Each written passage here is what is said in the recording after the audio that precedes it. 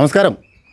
Share മാർക്കറ്റിലെ ചാഞ്ചാട്ടങ്ങളെ ഭയപ്പെടാതെ ശരിയായ മാർഗനിർദ്ദേശങ്ങൾ നൽകി നമുക്ക് ശരിയായ രീതിയിലുള്ള സാമ്പത്തിക ഭദ്രതയ്ക്ക് നിർദ്ദേശങ്ങളും അതേപോലെ തന്നെ ഗൈഡൻസും ഒക്കെ നൽകുന്ന ഏറെ പ്രശസ്തമായ ഒരു സ്ഥാപനത്തെയാണ് ലൈവ് ടിവിയുടെ intermediate team choice of Kerala എന്ന പ്രോഗ്രാമിലൂടെ ഇന്ന് പരിചയപ്പെടുത്തുന്നത്.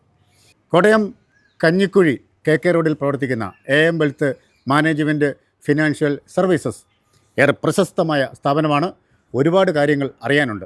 എനിക്കും ഫിനാൻഷ്യൽ കാര്യങ്ങൾ കുറേ മനസ്സിലാക്കണം. കമാൺ.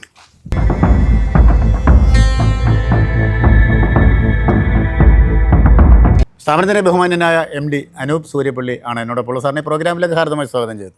നമസ്കാരം. ശരിക്കും ഇന്നത്തെ കാലഘട്ടത്തിൽ അനുയോജ്യമായ ഒരു പ്രസ്ഥാനമാണിത്. അപ്പം നമുക്ക് ഇതിൻ്റെ പ്രധാന ലക്ഷ്യം എന്താണ് സാർ ഈ സ്ഥാപനത്തിൻ്റെ? നമ്മുടെ സ്ഥാപനത്തിൻ്റെ പ്രധാനമായ ലക്ഷ്യം എന്ന് പറഞ്ഞാൽ കസ്റ്റമറുടെ സുരക്ഷിതയും സാമ്പത്തികമാണ് ഏറ്റവും പ്രധാനമായ ലക്ഷ്യം. സാമ്പത്തികം ഇല്ലെങ്കിൽ എന്താ അല്ലേ? സാമ്പത്തികം ഇല്ലെങ്കിൽ എന്താണ്? തീർച്ചയായും. അപ്പോൾ ആളുകൾക്ക് എങ്ങനെ ഒരു ഗൈഡൻസ് കൊടുക്കുക എന്നുള്ളതാണ് നമ്മുടെ ലക്ഷ്യം അല്ലേ? കസ്റ്റമറുടെ നീഡ് അനുസരിച്ച് അവയർനെസ് കൊടുത്തിട്ട് അവരുടെ ഇൻവെസ്റ്റ്മെൻറ്റ്സ് ലക്ഷ്യപ്രാപ്തിയിലെത്തും.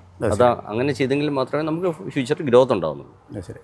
അപ്പോൾ നമുക്ക് പ്രധാനമായിട്ടും ഈ കൂടുമ്പോൾ ഇമ്പമുള്ളതാണ് കുടുംബം എന്ന് പറയുന്ന പോലെ ഈ ഒരു രംഗത്ത് ഒരടുത്തറിയും. ഇപ്പോൾ തങ്ങളുടെ വീട്ടിലാണ് നിൽക്കുന്നത്, മനോഹരമായ ഒരു ആംബിയൻസ്, ഭയങ്കര രസമുണ്ട്, ആരെയും നമ്മൾ ആകർഷിക്കുന്ന രീതിയിലാണ്. അപ്പോൾ ശരിക്കും ഒരു അടിത്തറ എന്ന് പറയുന്നത് കുടുംബത്തിൽ നിന്നാണ്. അപ്പോൾ കുടുംബത്തിൻ്റെ ഒരു സപ്പോർട്ട് ഈ ബിസിനസ്സുമായി താങ്കളുടെ ഒരു സപ്പോർട്ട് എങ്ങനെയാണുള്ളത്? ഞാൻ 2014 ഈ സ്വന്തമായിട്ട് ബിസിനസ് സ്റ്റാർട്ട് ചെയ്യുന്നത്. 2014 ഞാനും എൻ്റെ വൈഫും കൂടെയാണ് ഈ പ്രസ്ഥാനം സ്റ്റാർട്ട് ചെയ്യുന്നത്. എൻ്റെ വൈഫ് ഇപ്പോൾ സ്കൂൾ ടീച്ചറാണ്. ഞങ്ങൾ രണ്ടുപേരും കൂടെ തുടങ്ങിയ സ്ഥാപനമാണ്. അങ്ങനെയാണ് AM വെൽത്ത് എന്ന് പറയുന്ന സ്ഥാപനം ഉണ്ടാകുന്നത്.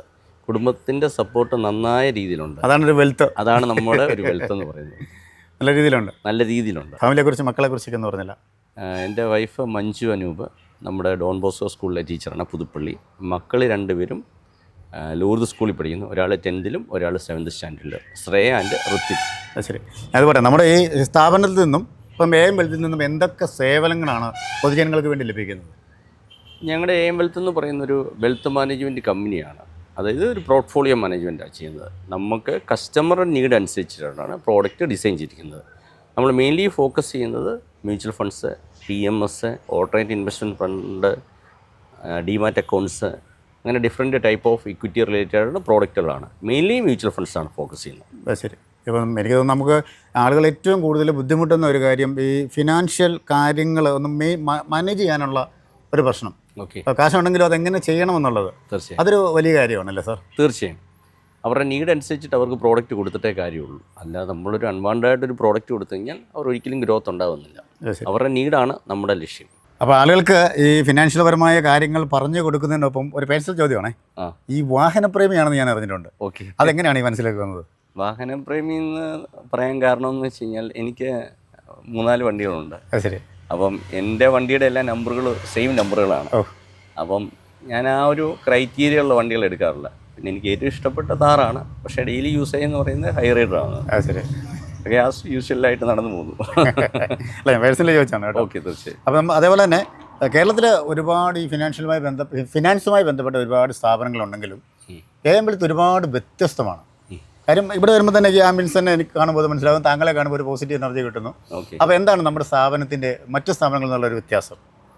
ഞാൻ ആദ്യം തന്നെ പറഞ്ഞല്ലോ, ഞാൻ ICICI ബാങ്കിൽ വർക്ക് ചെയ്തതാണ്. അപ്പം കസ്റ്റമർക്ക് ഒരു സിംഗിൾ വിൻഡോയിൽ എല്ലാ പ്രോഡക്റ്റും കിട്ടുക എന്ന് പറയുന്നത് വലിയൊരു കാര്യം തന്നെയാണ്. കാരണം നമ്മൾ 1-to-1 സർവീസ് കൊടുക്കുന്നതും ജനറലി ഒരു സർവീസ് കൊടുക്കുന്നതും തമ്മിൽ വളരെ ഡിഫറൻസ് ഉണ്ട്. ഒരു 1-to-1 കസ്റ്റമർക്ക് ഒരു സർവീസ് കൊടുക്കുക എന്ന് പറയുന്നത് വലിയൊരു കാര്യമാണ്. എന്നാണ്ട് അദ്ദേഹത്തിൻ്റെ കാര്യങ്ങൾ നമ്മൾ ശ്രദ്ധിച്ചു എന്നാണ്. അപ്പോൾ അദ്ദേഹത്തിൻ്റെ നീഡ് നോക്കി നമ്മളൊരു സർവീസ് കൊടുക്കുക എന്ന് പറഞ്ഞാൽ വലിയൊരു കാര്യം തന്നെയാണ്. ശരി. അപ്പോൾ 1-to-1 സർവീസാണ് ഞങ്ങളുടെ ഏറ്റവും വലിയ പ്രത്യേകത. ഞങ്ങൾ 1-to-1 കസ്റ്റമർ എല്ലാവരെയും കാണാറുണ്ട്. എന്നെ ഉദ്ദേശിക്കുന്നത് എന്താണ്? പ്രഷർക്ക് വേണ്ടിയാണ് ഞാൻ ചോദിക്കുന്നത്. 1-to-1 സർവീസ് എന്ന് പറഞ്ഞാൽ അവരെ ഡയറക്റ്റ്ലി മീറ്റ് ചെയ്യുക. നമ്മൾ ഫേസ് ടു ഫേസ് മീറ്റ് ചെയ്യും. അപ്പം നമ്മുടെ കാര്യം അവരോർക്കും, അവരുടെ കാര്യങ്ങൾ നമുക്ക് കെയറിങ് വരും.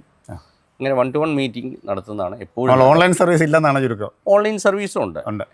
എല്ലാ സർവീസുകളും നമ്മൾ പ്രൊവൈഡ് ചെയ്യുന്നുണ്ട്. 1-to-1 കാണുക എന്ന് പറയുമ്പോഴത്തേക്ക് അവരെ സംബന്ധിച്ച് അവരുടെ കാര്യങ്ങൾ നമ്മൾ കെയർ ചെയ്യുന്നു എന്നാണ് അതിൻ്റെ അർത്ഥം.